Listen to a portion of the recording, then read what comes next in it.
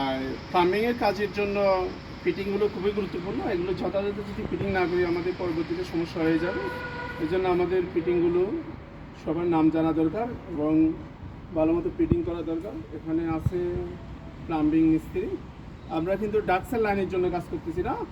ডাক্সের লাইনের জন্য এটা হচ্ছে আমাদের 4 ইঞ্চি পাইপ।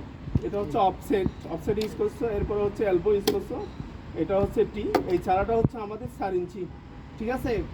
এরপরে 4 ইঞ্চির পরে আমরা এলবো দ্য 3/4, এটা হচ্ছে ইনক্যাপ, আমরা ইনক্যাপ ইউজ করছি। এরপর হচ্ছে টি দ্য 3/4, এটা হচ্ছে আমাদের আর ছকেট, আমরা ছকেট হচ্ছে আমাদের 3/4 আর না 1.5 ইঞ্চি।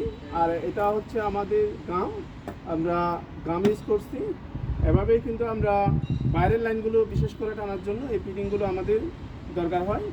এজন্য ফিটিংয়ের কাজ করার সময় তুমি খুব ভালো করে জয়েন এবং গামগুলো ভালো মতো লাগাবা, ঠিক আছে, এবং যাতে পরবর্তীতে লিক না হয়। এটা কিন্তু আমাদের স্যানিটারি কাজের জন্য খুবই গুরুত্বপূর্ণ।